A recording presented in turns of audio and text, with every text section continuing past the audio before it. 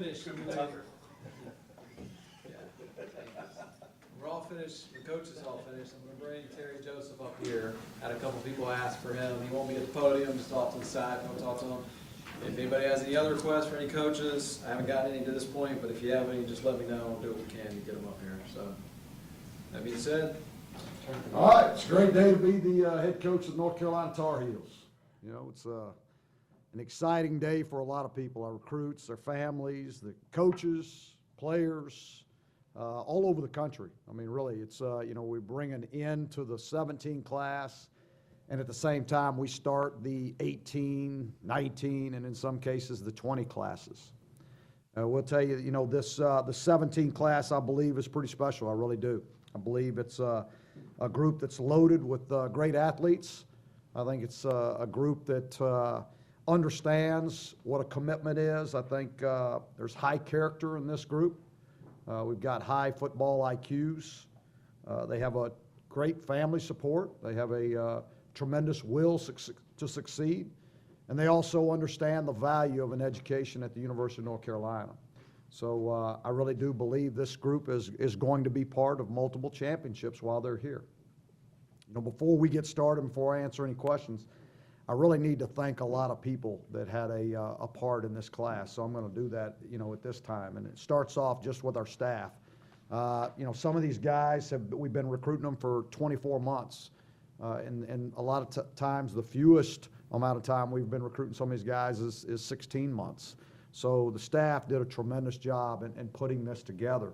Their wives, their children, and the sacrifices that they make every single day so that their husbands can go out and recruit great student athletes to the University of North Carolina. Roy Pomerang, Annie Hansen, and their staff and the job that they do. You know, Roy's our director of player personnel, Annie's our director of on-campus recruiting, and they do an unbelievable job and have a huge role in putting this class together. You know, there's a lot of people that I'm going to talk about here, and it's just our support staff, the people that make our facilities beautiful on a daily basis that is really important. To Bubba Cunningham, Chancellor Folt.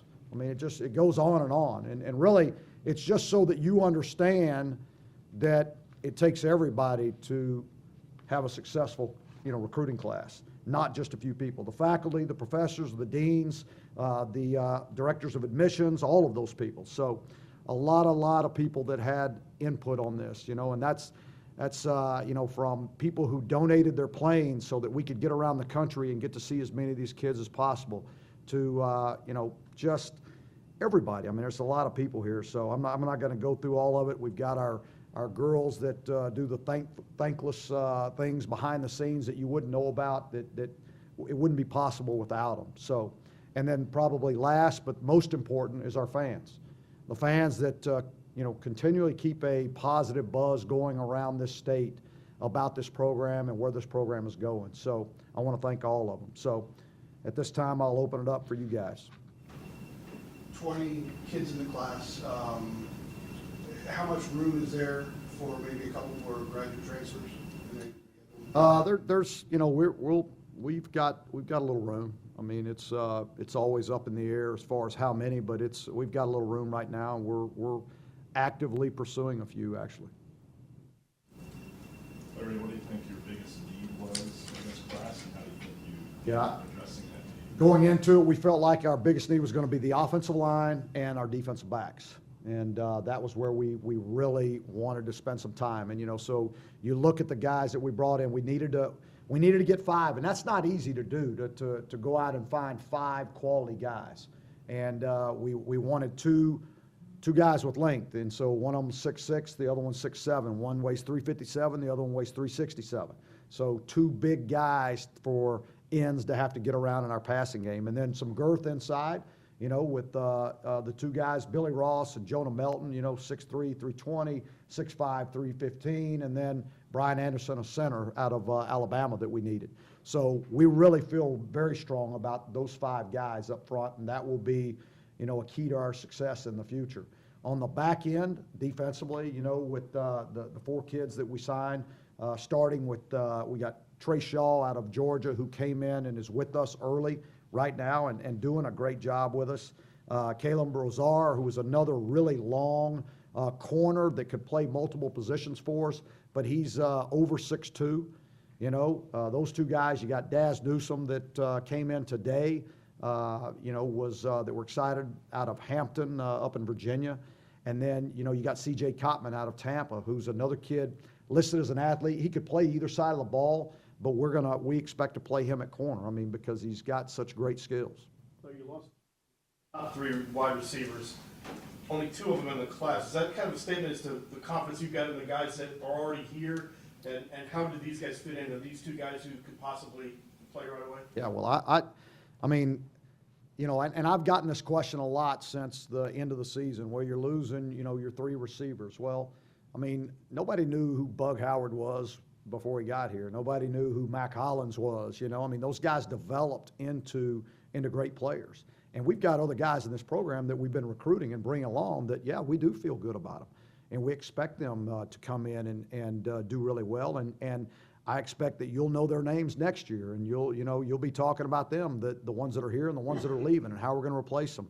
But I do think both of these receivers that we're bringing in, we wanted some size, and you know, so we got that with Bo Corrales out of Texas, he's a 6'4", 215-pounder, a guy that plays up above the rim like we've had in the past with those long guys on the outside, you know. And then my mind here, I've got to look through all these names. Oh, J.T. Cawthon, you know, from here in Carolina, another kid. He's a big, you know, 6'2", 220-pound kid who's got a big body that will catch the football. So we like using those guys to, you know, as far as mismatches. 3 early enrollees, the defensive line, Gill, Waller, and Ronnie. How important was it to get those guys in here in January? Well, it's always, anytime you have an opportunity to get those guys in January, it's good. Because they're in the off-season program right now. They're working out right now. They're taking 12 hours of classes. They're already getting the feel to what it means to be a student athlete here at the University of North Carolina. So they will be ahead of the rest of this class that comes in the summer. They will be. I mean, it's easier. You watch them and the way they perform in the summer compared to the guys that are just coming in, and there's a big difference. You know, and so it's really good if those guys are going to come in and help us early. It's going to be really good to get them for 15 days of spring. Larry, with Mitch, his trajectory kind of skyrocketing at the end of the year, I imagine that made it difficult with the quarterback recruiting. Did you think about adding a quarterback? Did you try to do that? Are you looking strictly at grad transfers? You know, first of all, at the beginning of the year, we weren't expecting it to happen the way it happened. I mean, Mitch had a tremendous year. His development was tremendous. We knew he was going to play in the NFL. We just didn't know it was going to be so fast. And, you know, so, you know, by the time that we realized that could be reality, that he might make the decision to come out, it was really too late for us to go back on 17 quarterbacks. So all it did was push us up on the 18 guys. And so we've just, you know, we're 100 miles an hour on the 18 quarterbacks right now. Going back to the line, you signed Jake Lawler, who seemed to be kind of like the leader of the group. I don't know if you picked up on that. How important is that to get a leader of the class early on to kind of help bring on other guys? Well, it is huge, and I did pick up on it. I assure you I picked up on it because Jake is, you know, you got to give Jake a lot of credit for this class. I mean, I'll do that in a heartbeat. I mean, because it was important to Jake. Once he fell in love with the University of North Carolina and decided he wanted to come to North Carolina, he didn't wait. Right? He didn't sit back and pull the cap out on signing day or, you know, to make a big deal, because it wasn't about him. It was about his class. And he decided that he wanted to bring in a bunch of great guys around him. So as we identified who those guys were, he actively recruited each and every one of them. And once he got one, then those 2 worked on the next guy. And then those 3 worked on the next guy. And this class, I'll be honest, they already know each other inside and out. I mean, and you have the ability to do that nowadays with social media. I mean, they're on these group chats, and you know, they know more about things that are going on campus than I do. And they're very active together. They already know each other. They've already decided who's rooming with who and everything. And so, yeah, I'm going to give Jake a lot of credit for getting that all started. Marcus McKeithen was pretty unheralded when you guys got him, when he committed. What did you see in him then, and were you able to follow much progress enough to see that what you saw in him was starting to become sort of. Well, he came to camp, and so we got to see it on the field working with him, you know, and so, yeah, we saw what we needed to see, and then you watched him through the season, and you watched him just blossom as the season went on. I mean, you know, I don't know how you evaluate it. I mean, I'm just telling you, at 6'6", at 357 pounds, we really liked the way he moved and what he did at camp, and we were excited about it when he decided to be a Tar Heel, and then we had to fight off a lot of people from that point on, and that's just the way it is. I mean, I think our staff does a really good job of getting on guys early and evaluating early and making decisions early, because really, the key to recruiting is evaluating. You know, I mean, it doesn't do you any good if you sign a bunch of mules. You know, you got to sign some thoroughbreds, and so you got to evaluate them. We Because understand how, it's like, some of the other services out there say. yeah, You pay almost no attention to anything like that, it's just how you catch wind of guys, and ultimately it's. yeah, we heard about him through his high school coach. You know, and so we asked him, well, hey, bring him to camp and let's see what he can do. And he came to camp and he tore it up at camp. And you got this big, long guy that you know that's going to develop, and you look at him and he's, you know, he's very intelligent and does really well in the classroom and fell in love with the place. Have you been to Barnwell, South Carolina? Have I? Yeah. I have, one time in my life. Just sit on his couch. And kind of on that note, how did you discover Kane Roberts, another guy who was kind That's another, there's another great story. I mean, he's from Greenback, Tennessee. Y'all ever been to Greenback? Anybody? Do you know where Greenback is? Right, I didn't either. I've been there once, okay? But he shows up at camp, all right? And actually, Coach Brewer knew somebody on his coaching staff. They reached out to Coach Brewer and said, hey, we're gonna send a guy to camp. And he's like, okay. I mean, we didn't know anything about Kane, nothing. But he showed up at camp, and he was a little over 6'2", and he weighed 198 pounds. And then he ran 4.5, and he ran 4.5, and he ran 4.5, and we're like, wow. And then he went through camp, and you know, we didn't offer him right then, but we definitely knew who he was. And so then we went back and started watching film. Then you're watching film on him, and he, you know, he's got a team that goes to the state championship. He's playing quarterback, tailback, tight end, wide receiver, defensive end, linebacker, safety, and corner. Kicking, punting, punt return, and kickoff return. And he was good at all of it. And so, yeah, no one had offered him. No one had offered him. And when he was sitting in my office, I remember saying, look, just be patient with us, you know, and, you know, we think things will work out. And after we got to see the film from the season, we made a decision that he was going to make our team better. And we made the offer, and when we made the offer, he didn't even think twice. He was like, I'm a Tar Heel, I'm done. That was it. And so, yeah, we're excited about the kid. We really are. The nature is a better job in the state at the time. Thank you. Certainly all, but last year you didn't get any of those guys in the top 10 this year. You got 4. What went into doing a better job within the state of North Carolina? I don't know that we did a better job. I think, you know, I think there's a couple of factors. I think not having that black cloud hanging over us in the state, not everybody reporting that, you know, we're you know, the sky is falling on North Carolina every day is a positive thing, and it helps us. I think winning 19 games in the last 2 years, and that there are only 10, I think, Power 5 schools that have won more games than us in the last 2 years. I think you do those kind of things, and I think these kids that are coming out of high school now in the state of North Carolina are seeing nothing but positive things about the program. And so I think that, along with the job that our coaches do, I think that makes a difference. Larry, along those lines, this time last year you told us that you sensed a boost in what that 11-3 season gave you from the recruiting trail. Did you see that kind of materialize and open more doors for you? Oh, yeah, there was no doubt. I mean, and especially in the state of North Carolina. You know, I mean, it's since I've been here, it's been much easier to recruit out of state than it has been in the state. And so, but now that's getting easier in the state. I mean, you go into schools, and now every top prospect in the state is interested in the University of North Carolina. Before, it wasn't that way. You know, they weren't going to visit, they weren't going to interested. They tell you right off the bat.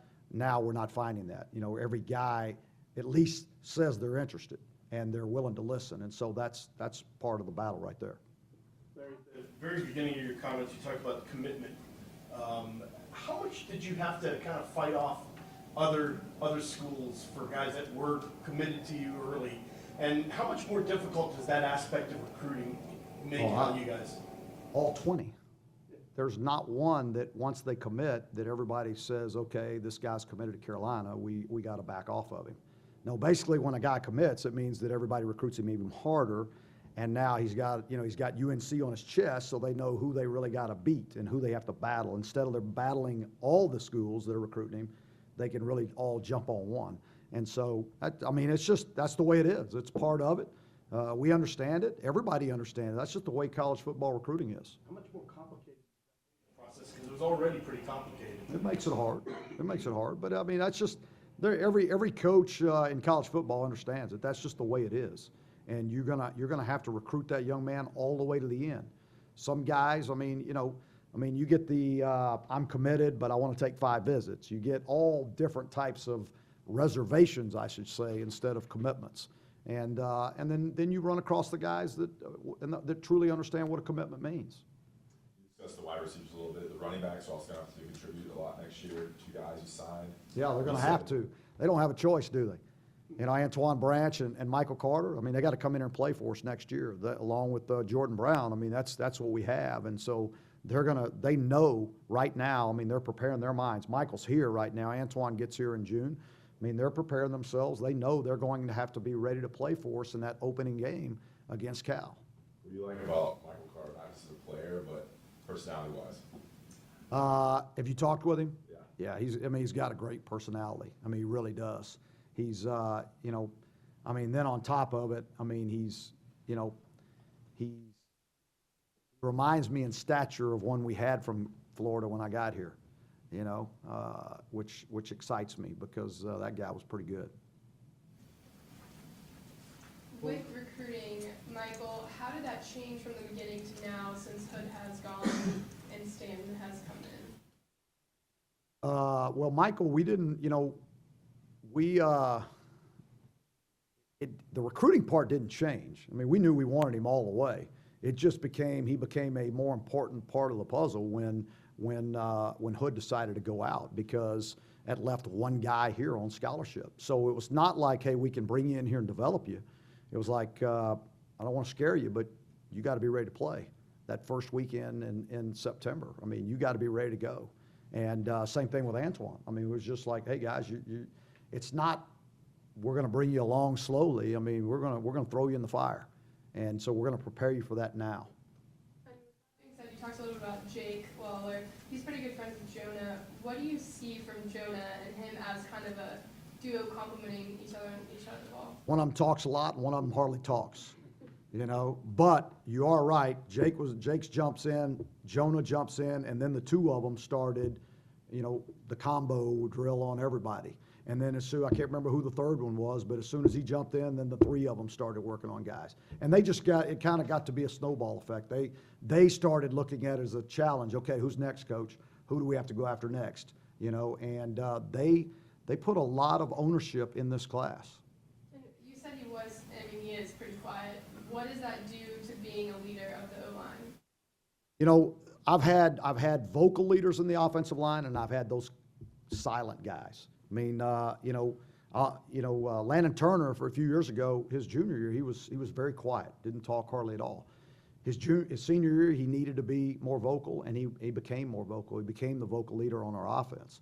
And so, I mean, I'm sure Jonah right now will be his normal personality, which is reserved and quiet, until he learns the ropes and, feels his way along here. And then I think eventually he will grow into a leader on this football team. Back to Kate Roberts, all the services have him listed as a running back or an athlete. You guys have him here as a linebacker. What went into that determination? Well, because he can do a lot of things, and we said, we've got to put him somewhere to start off with, and so we decided we'll start him out at linebacker and see. I mean, but yeah, he could jump over and play running back if he needed to, and if something happened and we needed to do that, we could possibly do that. We got a few guys in our program in this class that I think we could do that with. C.J. Cotman's another guy.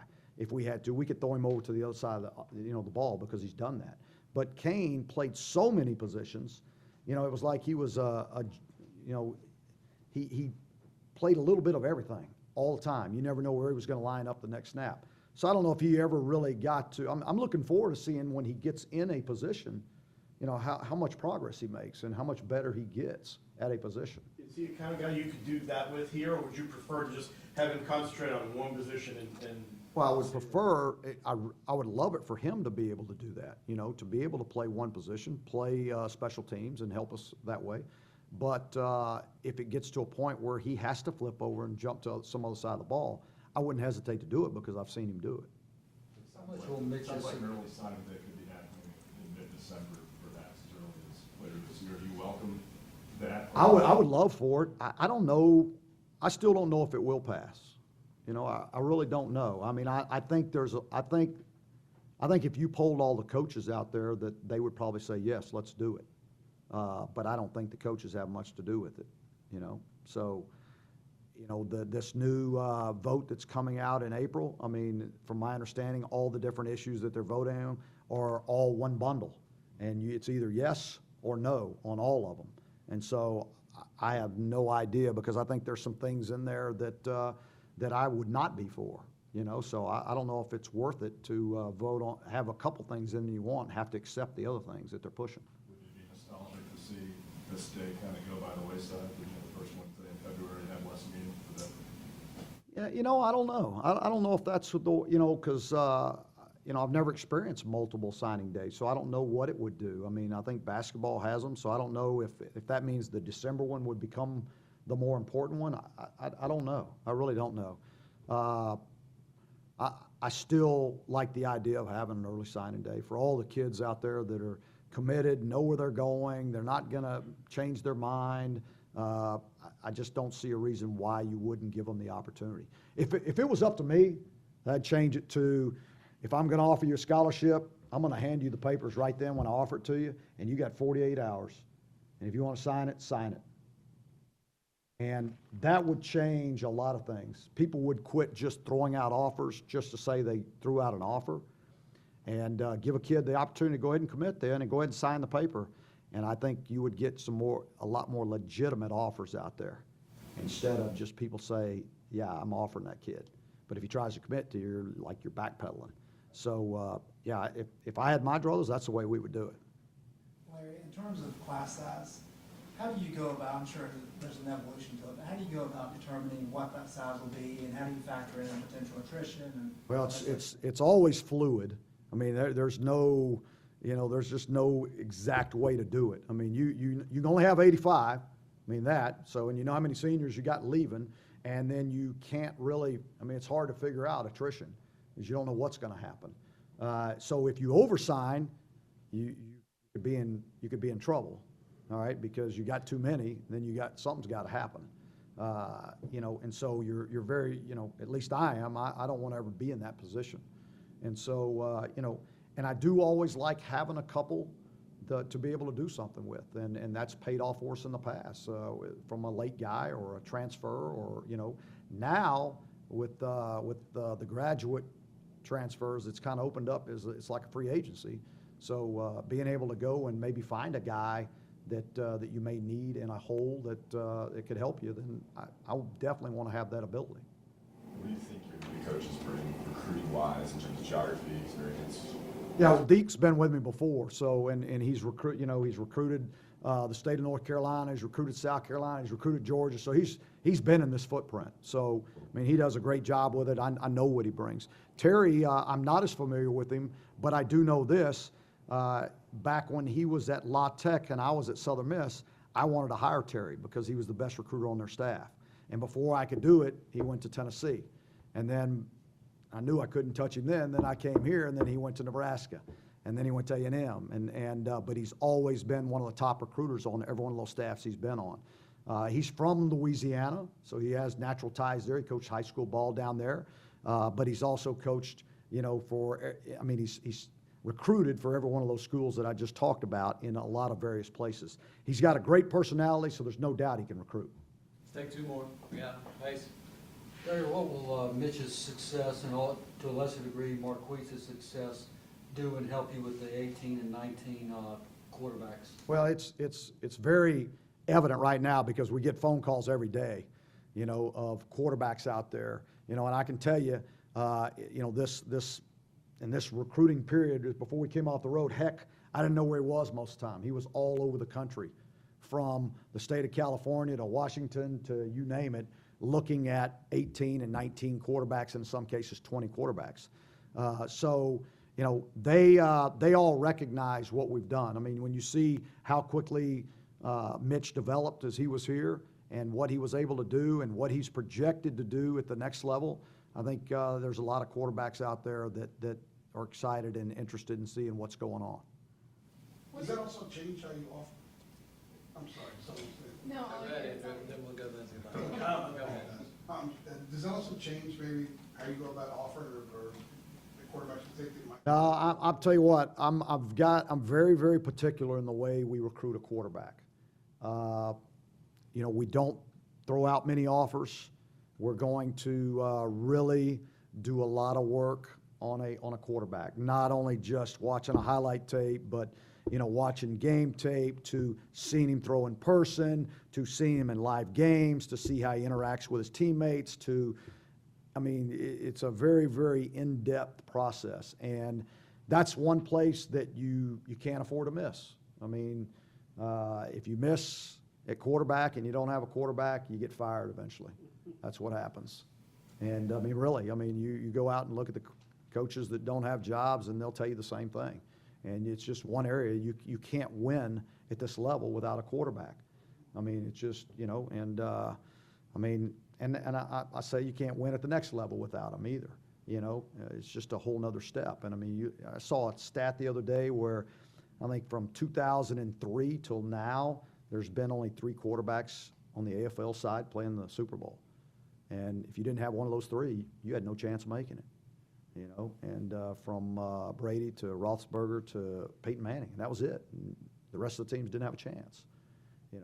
And so that position is very, very important. And most of the time, you're just taking one. And so when you have attrition there, it really throws things into a little bit of a panic mode. And that's kind of the situation I'm sitting in. All right, last one. Great. Take your time too, because you get it. Cotman and Shaw.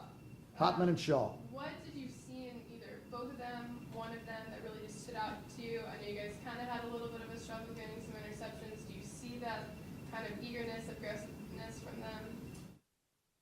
Yeah, first of all, I'm not going to say we didn't get interceptions because we didn't have good corners, because I think the 2 corners we had were phenomenal. And I think you're going to see both of them go on and play at the next level. So there's no doubt in my mind they both are really good players. Trey Shaw, in recruiting Trey, we were on him very early. We liked him from the very beginning. He's got North Carolina blood in him. I guess his uncle's Brian Simmons, who was a great player here. Some of his family members went to school here.